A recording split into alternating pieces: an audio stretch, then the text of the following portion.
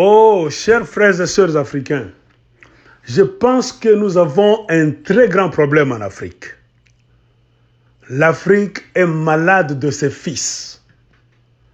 L'Afrique est malade de ses présidents. Remarquez que si les choses ne marchent pas en Afrique, on peut citer d'autres personnes. On peut citer des étrangers. Mais d'abord, remarquez que c'est nous-mêmes, Africains, qui ouvrons les portes et les fenêtres pour que ces étrangers-là puissent entrer et nous faire ce qu'ils sont en train de nous faire aujourd'hui et ce qu'ils nous ont toujours fait. L'Afrique est malade.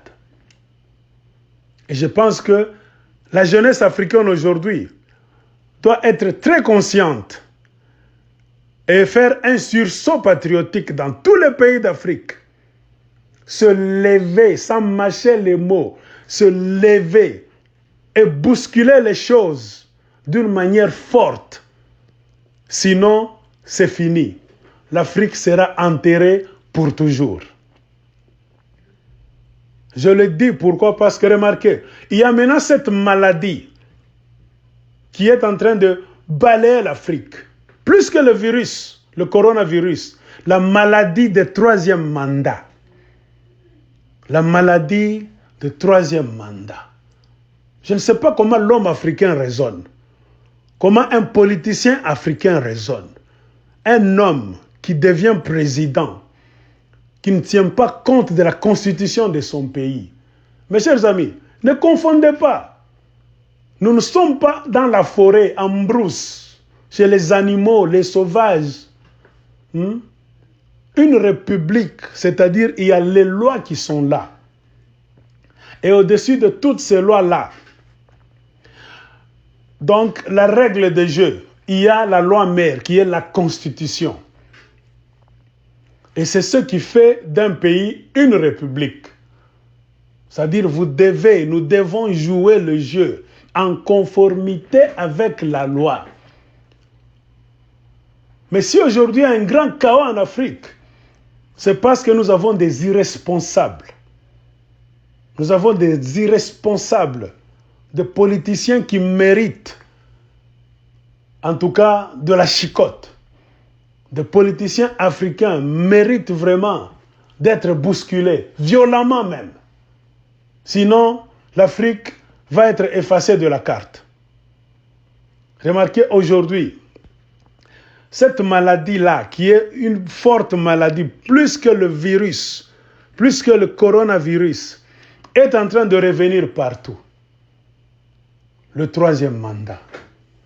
Les présidents africains, des égoïstes, des gens, une fois qu'ils sont au pouvoir, ne veulent jamais abandonner le pouvoir, bien qu'ils sont en train de faire le mal, bien qu'après avoir échoué, ce n'est qu'en Afrique là où on voit une personne donc qui fait fi de toutes les lois du pays, qui se prend pour un plus que Dieu, qui veut rester là-bas indéfiniment et infiniment. C'est-à-dire, le pays lui appartient maintenant, ça appartient à sa famille. Ça, c'est la jungle. Le troisième mandat. Remarquez, l'Afrique n'avancera pas, chers Africains, si nous-mêmes, Africains, nous refusons de nous impliquer violemment même dans cette histoire. Regardez un pays comme le Cameroun, avec Paul Biya. Paul Biya est au pouvoir, ça fait plusieurs décennies. Il est là. Et regardez le Cameroun. Ce n'est pas un pays développé. Les richesses du Cameroun sont pillées réglementairement et amenées en Occident. Et le même Paul Biya est en train de jouir du soutien de la France. C'est-à-dire, si les Camerounais sont ce qu'ils sont devenus aujourd'hui, c'est-à-dire pauvres, sans avenir, avec un président qui ne veut pas abandonner le pouvoir, bien qu'il ait en fait trop de déboires, il a le soutien d'un pays qu'on appelle France. C'est-à-dire la vie d'un Français vaut plus que la vie d'un Camerounais. C'est-à-dire Monsieur Paul Biya est là, non pas pour servir les Camerounais. C'est-à-dire, il est prêt, comme il a toujours fait, à mettre le Cameroun sans dessus-dessous, à appauvrir le peuple camerounais pour servir la France, servir les Français. C'est pas possible. Regardez au Tchad, avec Idriss Déby. Le monsieur est là, dictateur confirmé. Détournement des fonds. Des massacres. Idriss Déby est là, ça fait beaucoup d'années. L'homme ne veut pas bouger. Il a pris la constitution du Tchad, il a mis ça sous ses pieds. C'est-à-dire, le Tchad, c'est devenu maintenant donc son bien privé. Le monsieur ne veut pas partir. Bien qu'il y ait la pauvreté au Tchad, le sous-développement, les Tchadiens même manquent parfois de nourriture. La plus grande pauvreté. Mais le monsieur ne veut pas partir. Il est là, insensible à la misère des Tchadiens. Vous allez au Gabon. Il est là, le monsieur malade, Ali Bongo. Bien que frappé d'une paralysie, le monsieur là n'a pas tous ses sens en lui là. Il n'a pas tous ses sens. Mais le monsieur reste là, il ne veut pas partir.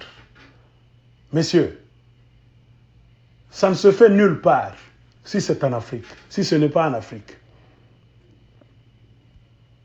Le pétrole des Gabonais, c'est devenu la propriété privée des Français. C'est-à-dire, mieux vaut que les Gabonais combattent, qu'ils restent affamés dans le désordre des troubles politiques. Donc, un peuple qu'on est en train de bloquer, qu'on a réussi à bloquer par une famille, par un homme, très égoïste, plus égoïste que Satan même. Donc, les Gabonais n'ont plus où donner de la tête. Allez en Guinée, Conakry. Alpha est là. Le Guinéen Alpha Condé. Professeur Alpha Condé, le fameux professeur. Je l'ai suivi là quand il parlait aux étudiants, quand il était dans l'opposition même, quand il disait de bonnes choses. On avait l'impression d'avoir quelqu'un qui a sa tête sur ses épaules. Quelqu'un qui pense convenablement. Il a goûté au pouvoir seulement. Monsieur Alpha Condé maintenant ne veut plus partir. Il a tripoté la constitution de la République de Guinée-Conakry. Donc c'est-à-dire la constitution n'existe plus. Il a remplacé la constitution. Tout le mal qu'il disait des autres politiciens. Et maintenant, Alpha Condé est en train de le faire. Il est maintenant dictateur confirmé, sans même honte, ni avoir froid aux yeux.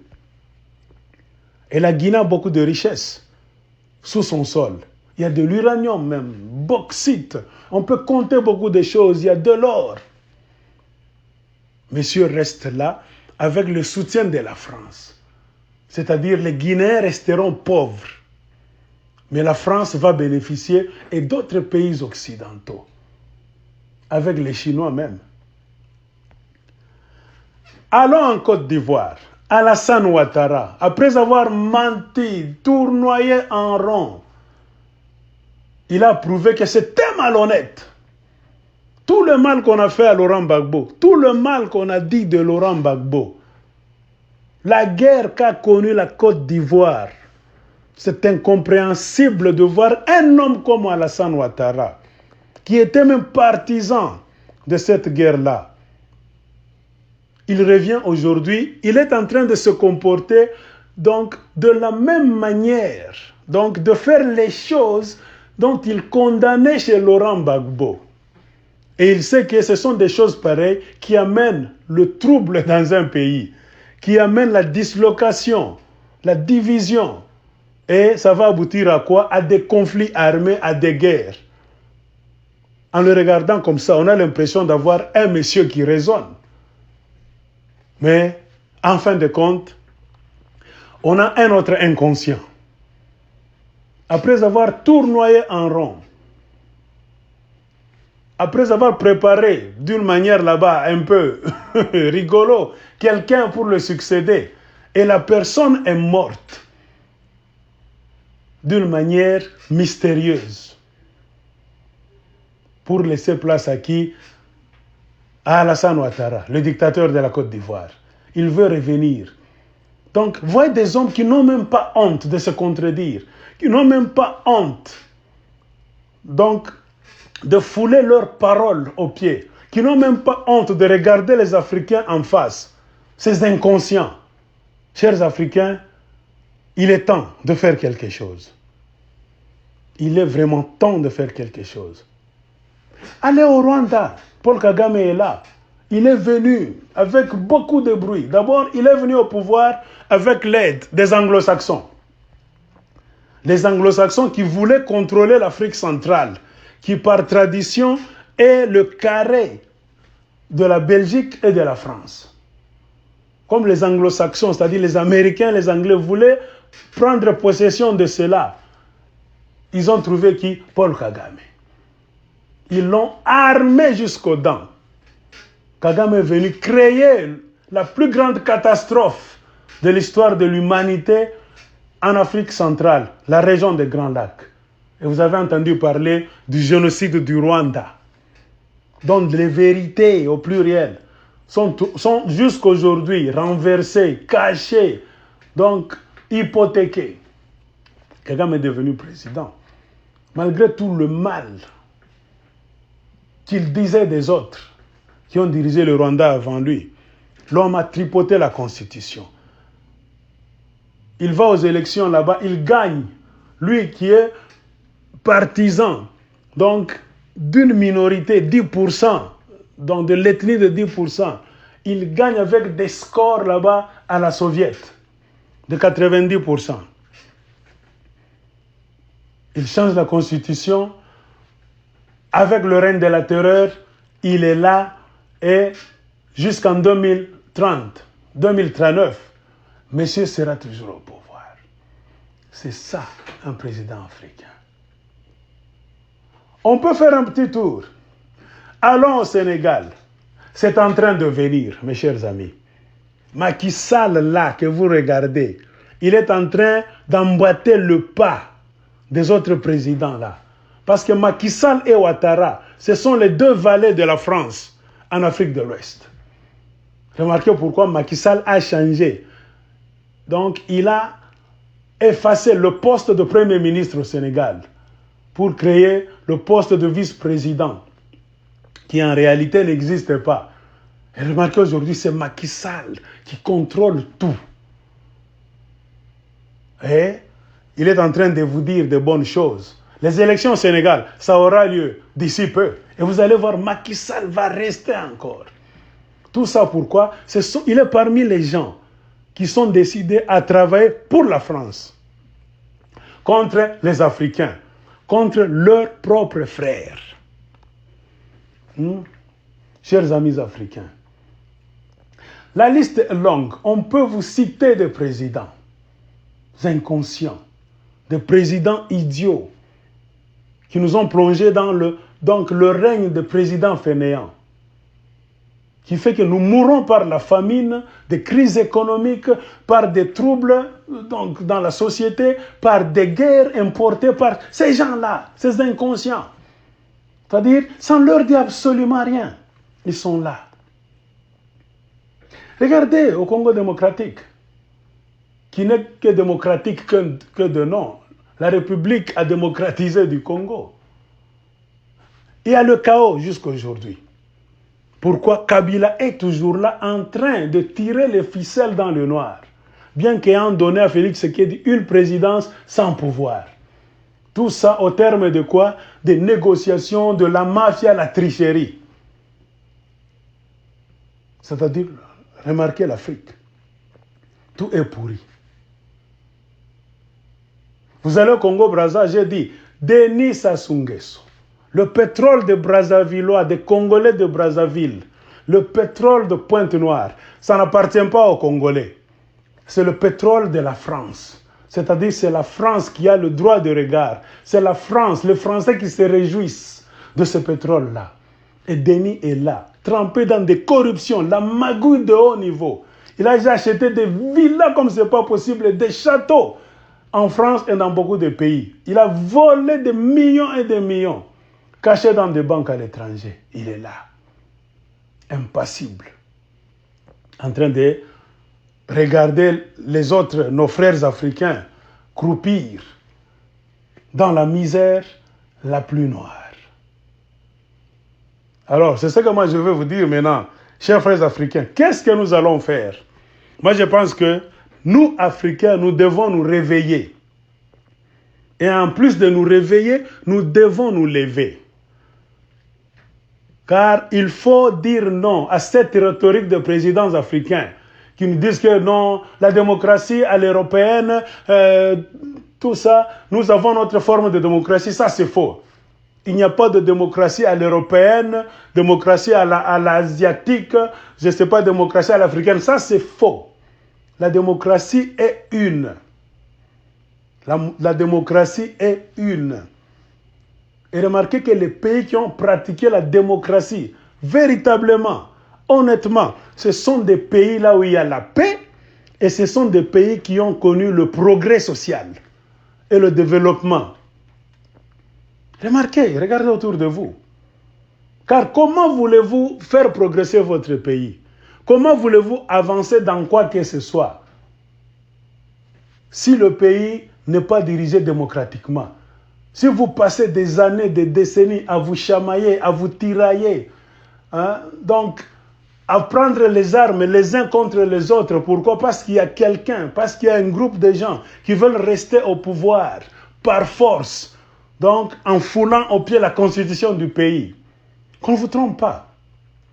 Quand même vous servez la France, puisque la majorité de ces présidents voyous sont au service de la France. Est-ce que, dites-nous, quel président français est déjà resté au pouvoir pendant plus de 10 ans, 11 ans, 20 ans, en faisant fi de la constitution de la France? Mais ils viennent vous tromper, vous soutenir dans le mal, et vous acceptez ça. Non, vous n'êtes pas des patriotes, vous n'êtes pas des panafricanistes. Vous êtes tous des aventuriers. Et je pense que l'Afrique a besoin d'une autre indépendance. Une vraie, la vraie indépendance. L'Afrique a besoin d'une forte révolution. Une forte révolution africaine. Un grand vent doit souffler. Et cela est possible si nous-mêmes Africains, nous prenons conscience que ces gens-là, les soi-disant présidents, sont les ennemis de l'Afrique. Ce sont les ennemis de notre bonheur. Ce sont les ennemis de notre progrès. Et que si nous ne bougeons pas, ces gens-là vont rester là pour servir d'autres pays et d'autres peuples. Donc, chers amis africains, il est temps. C'est le moment ou jamais. Parce que ces gens-là, ces gens-ci, si vous remarquez, ils opèrent en fonction de quoi? De ce qu'ils voient chez les autres. Les Alpha Condé, les Alassane Ouattara, tout ça, ils n'ont plus de respect pour les Ivoiriens, ni même les Guinéens. Pourquoi? Parce qu'ils ont vu que, par exemple, au Gabon, Ali Bongo est là, on ne fait rien, c'est-à-dire on ne me fera rien aussi. Il regarde au Cameroun, on n'a rien fait. Il regarde au Rwanda, monsieur est là jusqu'en 2039, pourquoi pas moi? C'est-à-dire nous devons faire tout, nous les Africains, pour essayer un peu de bousculer ce président inconscient. Et vous verrez que nous allons changer les choses. Personne ne viendra le faire à notre place. C'est question de se concerter. Ils nous font la guerre, ils nous tuent. Mais quand nous nous levons, nous voulons les bousculer, vous dites c'est pour préserver quelle paix? On préserve la paix en respectant la Constitution. Seul le respect de la Constitution d'un pays appelle la paix et préserve cette paix-là.